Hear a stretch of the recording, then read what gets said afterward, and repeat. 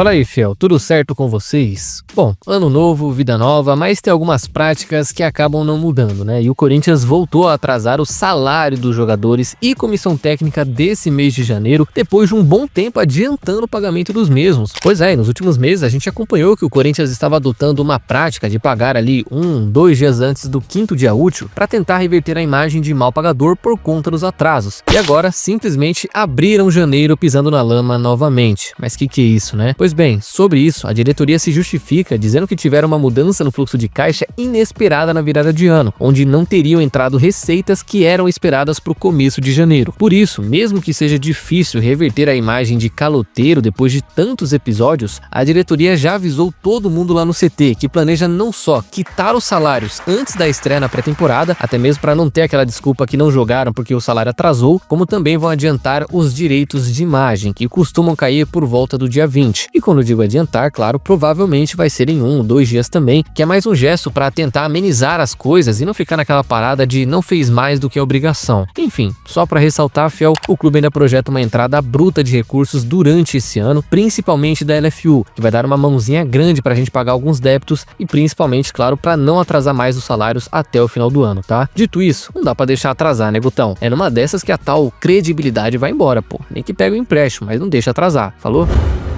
Bom, e como não contrata, o Corinthians anuncia as inovações, né? Esses são os contratados do Timão pro começo do ano. E depois de Breno Bidon, foi a vez de Ángel Romero ganhar o seu anúncio oficial de uma renovação que já estava prometida e pré-acordada desde o ano passado. É mais um ano de contrato para o paraguaio e nessa é vitória da diretoria, tá? Porque o maior empecilho para isso não ter acontecido mais cedo foi que os empresários do paraguaio estavam forçando uma renovação de pelo menos 2 anos, fora um aumento salarial. E não se sabe se ele ganhou esse tal aumento, se permaneceu como está, mas no tempo de vínculo a diretoria ganhou na queda de braço e conseguiu renovar da maneira que queriam. Só que, fiel, o engraçado é que mesmo sendo apenas um ano, eu ainda vejo muitos contra essa renovação, como se o Romero já fosse um velho aposentado que tá aqui só sugando o dinheiro do Corinthians. E não, cara, muito pelo contrário. Ele não tem 37 anos como o Fábio Santos tinha e nem sofre de lesões frequentes como o Renato Augusto sofria. O Romero, cara, terminou o ano como vice-artilheiro da temporada e vice-garçom também. E eu entendo, na parte técnica, tem momentos que ele realmente deixa a desejar e de certa forma nem é mais tão importante quanto já foi um dia, 2023, até mesmo no ano passado também. Só que o Corinthians deve ter entendido que entre ter que ir ao mercado e contratar alguém pro ataque ou manter o Romero, acabou sendo mais negócio manter o paraguaio, que acaba fazendo 2 funções lá na frente, fora que é uma liderança importante no vestiário, principalmente para os sul-americanos, Garro, José Martínez e tudo mais. Então, de certa forma, é compreensível o debate em relação à renovação. Eu entendo quem não quer, entendo quem quer, mas na minha visão ela é bem justa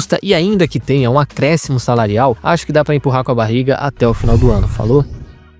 E por falar em renovação, se tem um cara que eu gostaria muito de ver, seria o Giovani, mano. Esse moleque infelizmente se perdeu na conversa de empresário porque desde o ano passado não conseguiu se acertar com o Corinthians. Só que por ele ter contrato até o meio desse ano, diferente de Matheus Araújo e Caetano que já vazaram, a diretoria nem considera mais integrar o elenco e só está esperando aí alguma proposta chegar para liberar o atacante mais cedo e ver se recebe alguma compensação financeira pelo negócio. Tanto que ele só foi se reapresentar no CT hoje, diferente de todo mundo que se reapresentou no dia 7, porque ele definitivamente não está mais nos planos do clube. Aliás, ele já se decidiu que não vai ficar, e muito porque também todo mundo sabe da concorrência que ele vai ter esse ano, cara. Pô, depois que o Memphis chegou, a única chance que ele teria seria entrando no final de um jogo ou outro, não iria ser nem no time reserva. Então, pro clube é uma situação complicada, porque agora vai ter que liberar o cara praticamente de graça, e olha que há meses atrás tinha recebido uma proposta de um time da Itália de 1 milhão de euros por 50%, e o Corinthians tem 65%, então ainda sobraria para ganhar depois, e pro jogador também, que agora sabe lá pra onde vai, mas certamente não vai ser um clube com o mesmo peso do nosso, vai regredir na carreira. Enfim, eu tenho quase certeza que o Ramon também gostaria dessa renovação, mano, porque eu percebi que pouco antes desse problema vir à tona, ele vinha jogando com muito mais frequência, fora que já tinha uma confiança porque vivia bons momentos quando foi titular. Mas é aquilo, cara, depois que o homem chegou e o time ajustou, faz sentido ele ter sido escanteado desse jeito, né? Enfim, boa sorte.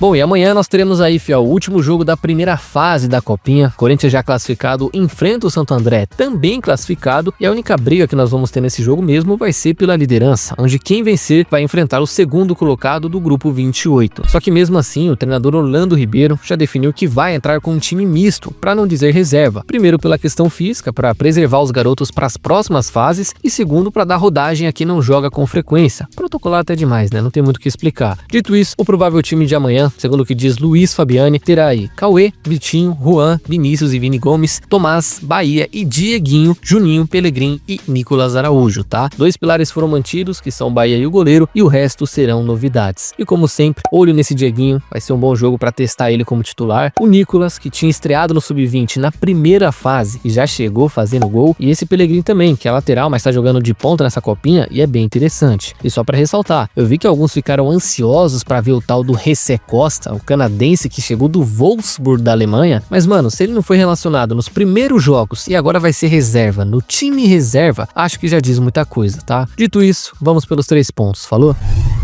Olha, cara, eu nunca vi tanto empresário cobrando o Corinthians na justiça quanto eu tô vendo agora. É impressionante como nessa gestão todo mundo resolveu cobrar de uma só vez. Só que agora foi simplesmente o maior de todos. Juliano Bertolucci, um dos maiores empresários do Brasil, se não o maior, entrou com 4 ações na justiça, cobrando um total de quase 80 milhões de reais do Corinthians. Pois é, apenas um homem tem tudo isso para receber da gente por dívidas feitas não só nas gestões anteriores, desde Roberto de Andrade, como do Augusto Melo também. É, rapaz, achou que ele ia escapar? Teve ali a intermediação do Mateuzinho, que como foi recente, é coisa boba, só 320 mil reais, então dá pra desconsiderar. Agora, Ramiro, 43 milhões, paulada, direitos econômicos que o Corinthians não pagou, subiu de 26 para 43 com juros, multas e tudo mais. Paulinho, mais 3.700, intermediação não paga também. Jô, Douglas, Léo Santos, intermediação em direitos de imagem, mais 6 milhões e 200. E por fim, mas não menos importante, empréstimos. Como não, né? Assim como pessoas normais recorrem a agiotas, a bancos, o Corinthians também foi lá pedir uma ajuda em 2018 e 2020, reparem que era o presidente naquela situação, e pediu lá 6,2 milhões, que somando dá 8. Agora, sabem para quanto subiu esse valor hoje em dia? Para 24 milhões. Ele triplicou em 7 anos, fazendo chegar nesse valor aí de 78 milhões. Então, cara, você percebe como esse pessoal que dirigiu o Corinthians antigamente não tava nem aí, fazia a dívida sem a menor preocupação, pedir empréstimo sem ter dinheiro para pagar, e hoje para quem sobrou a conta? Para eles? O Bertolucci tá processando o Andrés? É o Duílio? Então, mano, é por essas e outras que eu entendo o Corinthians até não contratar. É difícil, mas racionalmente, infelizmente, é o melhor se fazer. Olha o tamanho do BO que apareceu de uma só vez. Mas é isso, cara. Só mais um dia normal no Parque São Jorge, né? Agora, filho, entra na fila e espera, porque quem dera você fosse o único, falou?